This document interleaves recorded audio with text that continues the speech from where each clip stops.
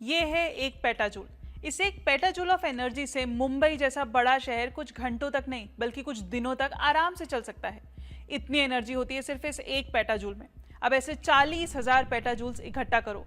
India ने अकेले सिर्फ एक साल में इतनी ज्यादा एनर्जी कंज्यूम की। ऐसे ही नहीं, इंडिया पूरे दुनिया का थर्ड लार्जेस्ट एनर्जी कंज्यूमर बन चुका है। और भाई तीसरे नंबर में तो आज है जब हम 4.3 ट्रिलियन डॉलर की इकोनॉमी है। एज पर द गवर्नमेंट आज से 20 साल बाद तो हमारी इकोनॉमी इससे 8 गुना और ज्यादा होगी। तब सोचो हम कितना ज्यादा एनर्जी कंज्यूम कर रहे होंगे। शायद ये तीसरे से पहली पोजीशन में आ जाएंगे हम। लेकिन प्रॉब्लम ये कंजम्पशन नहीं है। प्रॉब्लम है कि इस एनर्जी डिमांड को पूरा करने के लिए उतना सप्लाई नहीं है, और जितना है वो ज्यादातर लगभग 79% कोल पे डिपेंडेंट है। तो आगे आने वाले समय में इंडिया में ये डिमांड सप्लाई का गैप प्रॉब्लम क्रिएट ना करे, इसके लिए सरकार काफी चीजें इंट्रोड्यूस कर रही है, कई सारे डेवलपमेंट्स कर रही है, और इसी के साथ इंडिया का एनर्जी सिस्टम भी बहुत बड़े स्केल में ग्रो होगा। तो अगर आप एक सीरियस इन्वेस्टर हैं तो 2026 में ये वीडियो आपके लिए सबसे इंपॉर्टेंट साबित हो सकता है, क्योंकि इसमें ना सिर्फ हम इतने बड़े और इंपॉर्टेंट सेक्टर की बात करेंगे, बल्कि इस सेक्टर के किन प्लेयर्स पर आपको नजर रखनी चाहिए ये भी बताएंगे। इसीलिए आखिर तक जरूर देखना और कमेंट सेक्शन में बताना कि आप में से कितने लोग ऑलरेडी इस सेक्टर के प्लेयर्स को ट्रैक कर रहे हैं या उनमें इन्वेस्ट कर चुके हैं। प्लेयर्स के नाम भी बताना। तो चलिए शुरू करते हैं। इस पूरे सेक्टर को हम 8 सेक्शंस में समझेंगे। Section 1, demand. As we saw, India में एनर्जी की डिमांड बढ़ नहीं भाग रही है। अब एनर्जी में क्या क्या आता है? इलेक्ट्रिसिटी, ऑयल, गैस, रिन्यूएबल्स, ये सब। अकेले इलेक्ट्रिसिटी की ही डिमांड सिर्फ एक साल में पूरे 13% से बढ़ चुकी है, और सबसे ज्यादा डिमांड आती है इंडस्ट्रीज से, जैसे स्टील, सीमेंट, मैन्युफैक्चरिंग। लगभग 40% इलेक्ट्रिसिटी इंडस्ट्रीज कंज्यूम करते हैं और 25% हाउस होल्ड्स। लेकिन जैसे जैसे एसी, अप्लायंसेस और डिजिटल डिवाइसेस का यूसेज बढ़ रहा है, हाउस होल्ड की एनर्जी डिमांड इंडस्ट्रीज से ज्यादा तेजी से बढ़ रही है। Next, oil. Very alarming number. FY25 में सिर्फ एक ही दिन में इंडिया ने अराउंड 4.8 मिलियन बैरल्स कंज्यूम किया, जिसमें डीजल की डिमांड सबसे ज्यादा थी। और सिर्फ आने वाले 5 सालों में ही डीजल की डिमांड आज से 2 गुना होने वाली है, और पूरे ऑयल की डिमांड 4.8 से 7.2 मिलियन बैरल्स पर डे होने वाली है। मतलब डिमांड एनर्जी की हर कैटेगरी से बढ़ रही है। तो ये डिमांड को हम पूरा कैसे कर रहे हैं? कहां से इतनी एनर्जी ला रहे हैं? Which brings us to our second section, supply. Supply कहां से पूरा हो रहा है? इसका आंसर बहुत सैड है। ये बात सही है कि हम इंडिया में भी हैवी प्रोडक्शन कर रहे हैं, पर आज भी हमारे एनर्जी डिमांड का काफी बड़ा हिस्सा इंपोर्ट से पूरा होता है, लगभग 40%। ये गैप इसलिए है क्योंकि डिमांड डोमेस्टिक प्रोडक्शन से ज्यादा फास्ट ग्रो कर रहा है, और कुछ केसेस में रिक्वायर्ड फ्यूल की क्वालिटी लोकल अवेलेबल ही नहीं होती। इसमें भी क्रूड ऑयल सबसे बड़ा चैलेंज है। FY25 में इंडिया की टोटल क्रूड ऑयल अवेलेबिलिटी में से सिर्फ 10% डोमेस्टिक प्रोडक्शन थी, बाकी का 90% इंपोर्ट से आया। क्यों? क्योंकि डोमेस्टिक रिजर्व्स लिमिटेड हैं और ट्रांसपोर्ट और इंडस्ट्रियल डिमांड लगातार बढ़ रही है। सिर्फ क्रूड ऑयल नहीं, नेचुरल गैस भी हमारे लिए एक बहुत बड़ा इशू है। लगभग आधी डिमांड इंपोर्ट से आती है, मेनली LNG के फॉर्म में, क्योंकि इंडस्ट्रीज और सिटी गैस नेटवर्क्स में कंजम्पशन बढ़ रहा है। सेम विद कोल। जहां इंडिया के पास लार्ज रिजर्व्स हैं, वहां भी हम पूरी तरह सेल्फ सफिशिएंट नहीं है। अराउंड 23% कोल अभी भी इंपोर्ट होता है, मेनली पावर प्लांट्स और स्टील इंडस्ट्रीज की हायर क्वालिटी नीड्स को मीट करने के लिए। लेकिन एक ऐसी कैटेगरी है जहां हम सेल्फ सफिशिएंसी अचीव कर चुके हैं, that is electricity. Not just self sufficiency, अब हम नेबरिंग कंट्रीज को एक्सपोर्ट भी करते हैं। लेकिन हैविंग सेड दैट, अभी भी इंडिया का डिमांड और सप्लाई गैप बहुत बड़ा है। पर इसके क्या मेजर कारण है, इसी के बारे में है हमारा next section, the structural gap. तो कारण कुछ ये हैं। लगभग 78% इंडिया के ऑयल और गैस रिच एरियाज अभी भी अनएक्सप्लोर्ड हैं। ये वो रीजन्स हैं जो जमीन के काफी गहराई में होते हैं, जहां ऑयल और नेचुरल गैस मिल सकता है, लेकिन अभी तक उन्हें प्रॉपरली स्टडी या ड्रिल नहीं किया गया है। इसका मतलब है कि इंडिया के पोटेंशियल एनर्जी रिसोर्सेज का एक बड़ा हिस्सा अभी भी अनटैप्ड है, लेकिन उन्हें फाइंड और एक्सट्रैक्ट करने के लिए टाइम, एडवांस टेक्नोलॉजी और हेवी इन्वेस्टमेंट की जरूरत है। दूसरा कारण, इंडिया का domestic crude oil output decline हो रहा है, जिसका 10 ईयर CAGR लगभग -2.7% है। दूसरी तरफ कंजम्पशन तेजी से बढ़ रहा है, जिसकी वजह से एक स्ट्रक्चरल मिसमैच क्रिएट हो रहा है। तीसरा कारण, इंफ्रास्ट्रक्चर। इंडिया अपना गैस नेटवर्क रैपिडली एक्सपांड कर रहा है, जहां टारगेट है 2034 तक 126 मिलियन से ज्यादा PNG कनेक्शंस। ये डिमांड को और पुश कर रहा है, जबकि डोमेस्टिक गैस प्रोडक्शन अभी भी उस पेस के साथ मैच नहीं कर पा रही। यही सब कारण है कि इंडिया का टोटल एनर्जी कंजम्पशन पिछले डेकेड में लगभग 30% तक बढ़ चुका है, और आने वाले सालों में India global energy demand growth को लीड करने वाला है। चलो, यहां तक हमें प्रॉब्लम समझ आ गई और उसका कारण भी, पर इंडिया इस गैप को कम करने के लिए आखिर कर क्या रहा है? इस डिमांड को सपोर्ट करने के लिए इंडिया प्लान कर रहा है अपनी रिफाइनिंग कैपेसिटी को 2030 तक 450 से 500 मिलियन टन तक एक्सपांड करने का। लेकिन ज्यादा रिफाइनिंग का मतलब है ज्यादा क्रूड ऑयल की जरूरत, जो एक्सटर्नल सप्लाई पर डिपेंडेंस को और बढ़ा देता है। मोरोवर, इंडिया अपनी क्रूड ऑयल इंपोर्ट पर डिपेंडेंस कम करने की भी कोशिश कर रहा है। एक की स्टेप है एथेनॉल ब्लेंडिंग का पुश, जहां गवर्नमेंट ने पेट्रोल में 20% एथेनॉल ब्लेंड करने का टारगेट सेट किया है। इससे क्रूड ऑयल कंजम्पशन कम होता है, इंपोर्ट बिल रिड्यूस होता है और साथ ही डोमेस्टिक एग्रीकल्चर को भी सपोर्ट मिलता है। लेकिन सिर्फ डिमांड साइड को कंट्रोल करना इनफ नहीं होता, क्योंकि ग्लोबल ऑयल मार्केट काफी वॉलेटाइल होता है। रियल एनर्जी सिक्योरिटी तब आती है जब कंट्री के पास स्ट्रॉन्ग बैकअप हो। यहीं पर इंडिया का strategic petroleum reserve important role play करता है। इंडिया के पास अभी अराउंड 5.33 मिलियन टन्स का एसपीआर कैपेसिटी है, जो क्राइसिस सिचुएशन में मेनली 40 to 45 दिन के क्रूड इंपोर्ट्स कवर कर सकता है। सिंपल वर्ड में, एथेनॉल ब्लेंडिंग जैसे स्टेप्स लॉन्ग टर्म सोल्यूशन है, लेकिन एसपीआर शॉर्ट टर्म शॉक्स को हैंडल करने के लिए इंडिया का सेफ्टी कुशन है। पर दोस्तों, आज की सिचुएशन को देखते हुए मुझे नहीं लगता इतना काफी होगा। जब जियोपॉलिटिकल टेंशन्स बढ़ते हैं, स्पेशली वेस्ट एशिया में, तो क्रूड प्राइसेस शार्पली ऊपर चले जाते हैं। अप्रैल 2026 तक इंडियन क्रूड बास्केट की प्राइस लगभग $120 पर बैरल के आसपास थी, जो दिखाता है कि ग्लोबल डिस्ट्रप्शन का इंडिया के एनर्जी इंपोर्ट कॉस्ट पर कितना बड़ा इंपैक्ट पड़ सकता है। ये डायरेक्टली इकोनॉमी को इंपैक्ट करता है। Higher import bill trade deficit को वाइडन करता है और रुपी पर प्रेशर डालता है, जो रीसेंट पीरियड्स में ऑलरेडी वीक देखने को मिला है। और फिर आता है कैपिटल चैलेंज। जी हाँ, इंडिया को 2030 तक एक्सप्लोरेशन और प्रोडक्शन में $100 बिलियन से ज्यादा इन्वेस्टमेंट की जरूरत है। साथ ही रिन्यूएबल एनर्जी एक्सपेंशन को भी फंड करना है। ये क्रिटिकल डिपेंडेंसी क्रिएट करता है। ऑयल और गैस सिर्फ प्रेजेंट को फ्यूल नहीं कर रहे हैं, बल्कि क्लीन एनर्जी ट्रांजिशन को भी फंड कर रहे हैं। इसीलिए एक सोर्स से दूसरे पर स्विच करने के बजाय इंडिया सब कुछ पैरेलल में बिल्ड कर रहा है। और यहाँ से एक इंपॉर्टेंट सवाल उठता है, आज के टाइम पर इंडिया क्लीन एनर्जी ट्रांजिशन में एक्चुअली कहां स्टैंड करता है?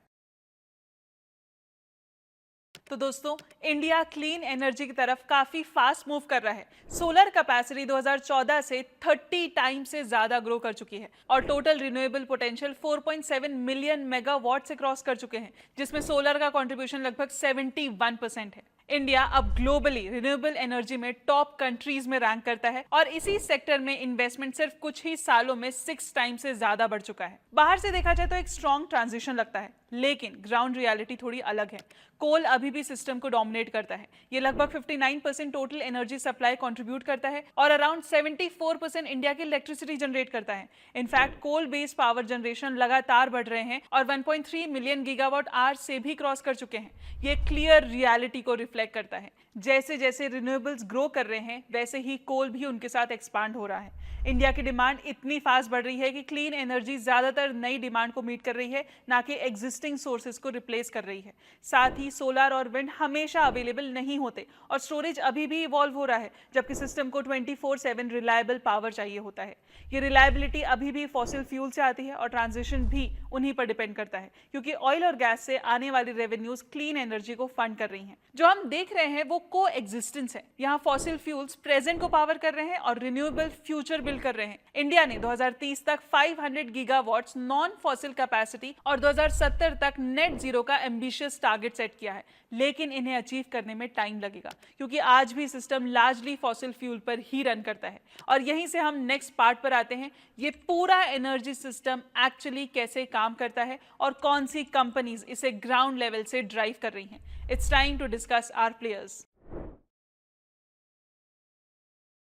इंडिया का पूरा एनर्जी सिस्टम 3 लेयर्स में काम करता है, अपस्ट्रीम, मिड स्ट्रीम और डाउनस्ट्रीम। अपस्ट्रीम वही स्टेज है जहां एनर्जी की जर्नी स्टार्ट होती है। यहां अंडरग्राउंड रिजर्व से ऑयल और नेचुरल गैस का एक्सप्लोरेशन और प्रोडक्शन होता है। इंडिया में segment majorly state owned players dominate करते हैं। Oil and natural gas corporation अकेले ही कंट्री के ऑयल प्रोडक्शन का लगभग 70% और नेचुरल गैस आउटपुट का 80% से ज्यादा कंट्रीब्यूट करता है। इसके साथ ऑयल इंडिया लिमिटेड और प्राइवेट प्लेयर्स जैसे रिलायंस इंडस्ट्रीज और केन ऑयल एंड गैस भी इंपॉर्टेंट रोल प्ले करते हैं। लेकिन इन सब प्लेयर्स के होने के बाद भी टोटल क्रूड प्रोडक्शन सिर्फ लगभग 28.7 मिलियन टन ही है, जो डिमांड के कंपैरिजन में काफी कम है। फिर आता है मिड स्ट्रीम, जो सप्लाई को डिमांड से कनेक्ट करने वाला बैकबोन होता है। इसमें पाइपलाइंस और स्टोरेज इंफ्रास्ट्रक्चर आता है। इंडिया के पास 10,000 किलोमीटर से ज्यादा क्रूड ऑयल पाइपलाइंस हैं और 33,000 किलोमीटर से भी ज्यादा गैस पाइपलाइन का नेटवर्क है। Indian oil corporation pipeline network में लीड करता है, जबकि गेल गैस ट्रांसपोर्टेशन में डोमिनेट करता है लगभग 60% पाइपलाइन नेटवर्क के साथ। ये पाइपलाइंस एनर्जी को पूरे कंट्री में मूव करती है, पोर्ट से रिफाइनरीज तक और फिर वहां से सिटीज तक। फाइनली डाउनस्ट्रीम वो स्टेज है जहां एनर्जी कंज्यूमर्स तक पहुंचती है। यहीं क्रूड ऑयल को रिफाइन करके पेट्रोल, डीजल, एलपीजी और दूसरे फ्यूल्स बनाए जाते हैं और फिर पूरे देश में डिस्ट्रीब्यूट किया जाता है। इंडिया दुनिया का 4th लार्जेस्ट रिफाइनिंग हब है, जहां 23 रिफाइनरीज हैं और टोटल कैपेसिटी 258 मिलियन टन से ज्यादा है। इंडियन ऑयल कॉर्पोरेशन सबसे बड़ा रिफाइनर है, जबकि रिलायंस इंडस्ट्रीज दुनिया के सबसे बड़े रिफाइनरी कॉम्प्लेक्सेस में से एक ऑपरेट करता है। नायारा एनर्जी भी इस सेगमेंट में सिग्निफिकेंट शेयर होल्ड करता है। रिटेल लेवल पर फ्यूल कंज्यूमर्स तक एक मैसिव नेटवर्क के थ्रू पहुंचता है, जहां 96,000 से ज्यादा आउटलेट्स हैं, जैसे Indian oil corporation, Hindustan petroleum और भारत पेट्रोलियम लीड करता है। इसके साथ ही 33 करोड़ से ज्यादा एलपीजी कंज्यूमर्स और expanding city gas networks energy को डायरेक्टली हाउस होल्ड्स तक कनेक्ट करते हैं। ये पूरा सिस्टम हर दिन हंड्रेड्स ऑफ मिलियंस लोगों को सपोर्ट करता है। कोर में देखा जाए तो इंडिया का एनर्जी सिस्टम काफी हद तक इंपोर्ट्स पर रन करता है, जो इसे स्केल के हिसाब से पावरफुल बनाता है, लेकिन साथ ही ग्लोबल शॉक्स के लिए वल्नरेबल भी बना देता है। कितना वल्नरेबल ये हमें पता चलेगा जब हम इंडिया को चाइना के साथ कंपेयर करेंगे। दोस्तों, चाइना बिल्कुल अलग स्केल पर ऑपरेट करता है। उसका electricity consumption 10 trillion kilowatt hours से भी क्रॉस कर चुका है, जो उसे दुनिया का सबसे बड़ा पावर कंज्यूमर बना देता है। लेकिन उसने एक स्ट्रॉन्ग एनर्जी बेस भी बिल्ड किया है, जहां नॉन फॉसिल सोर्सेज उसकी इंस्टॉल्ड पावर कैपेसिटी का 60% से ज्यादा कंट्रीब्यूट करते हैं और साथ ही लार्ज डोमेस्टिक कोल प्रोडक्शन भी मेंटेन करता है। इंडिया कंपैरिजन में अभी अपना एनर्जी सिस्टम बिल्ड करने के अर्ली स्टेजेस में है, लेकिन मोमेंटम क्लियरली शिफ्ट हो रहा है। उसकी डिमांड किसी भी मेजर इकोनॉमी से ज्यादा फास्ट ग्रो कर रही है और आने वाले सालों में India global energy demand growth का सबसे बड़ा ड्राइवर बन सकता है। जहां चाइना आज स्केल और इंफ्रास्ट्रक्चर में लीड करता है, वहीं India next phase of expansion को रिप्रेजेंट करता है, जहां आगे एक लंबा रनवे है एक मोर बैलेंस्ड और self reliant energy system build करने के लिए। पूरी कहानी समझ आ गई है। So what this means for investors? For investors मेरा मानना है ये एक लॉन्ग टर्म इन्वेस्टमेंट अपॉर्चुनिटी बन जाती है, जो इस बात पर डिपेंड करती है कि कंट्री कैसे ग्रो करता है, एनर्जी इंपोर्ट करता है और साथ ही क्लीनर सोर्सेज की तरफ ट्रांजिशन करता है। सबसे पहला पॉइंट है ग्रोथ नॉन नेगोशिएबल है। जैसे जैसे इंडिया $35 ट्रिलियन इकोनॉमी की तरफ मूव करेगा, एनर्जी डिमांड हर सेगमेंट में बढ़ेगी, चाहे वो इलेक्ट्रिसिटी हो, गैस हो या रिन्यूएबल्स। ये पूरी वैल्यू चेन में कंपनीज के लिए एक लॉन्ग रनवे क्रिएट करता है, प्रोडक्शन से लेकर ट्रांसपोर्टेशन, रिफाइनिंग और डिस्ट्रीब्यूशन तक। साथ ही इंडिया के इंपोर्ट्स पर डिपेंडेंसी अभी भी काफी हाई है, स्पेशली ऑयल और गैस में। ये domestic exploration, refining capacity, gas infrastructure और एनर्जी सिक्योरिटी में अपॉर्चुनिटीज क्रिएट करता है, जो कंपनीज इस एनवायरनमेंट में एफिशिएंटली ऑपरेट कर सकती हैं या डिपेंडेंसी को रिड्यूस करने में हेल्प करती हैं, वो लॉन्ग टर्म तक रेलेवेंट रह सकती हैं। फिर आता है transition. India renewables, green hydrogen और क्लीनर फ्यूल्स में हेवी इन्वेस्टमेंट कर रहा है, लेकिन ये कोई सडन शिफ्ट नहीं है। फॉसिल फ्यूल्स और क्लीन एनर्जी दोनों साथ में ग्रो कर रहे हैं। इसका मतलब traditional energy company strong cash flows generate करती रहेंगी, जबकि new energy players future build कर रहे हैं। इन्वेस्टर्स के लिए ये एक यूनिक सेटअप क्रिएट करता है। ये एक ऐसा मार्केट नहीं है जहां एक सेगमेंट दूसरे को रिप्लेस करे। ये एक सिस्टम है जहां मल्टीपल सेगमेंट साथ में एक्सपैंड करते हैं। हाँ, रिस्क भी है। Global oil prices, currency movements और रिक्वायर्ड कैपिटल का स्केल सेक्टर को इम्पैक्ट कर सकता है।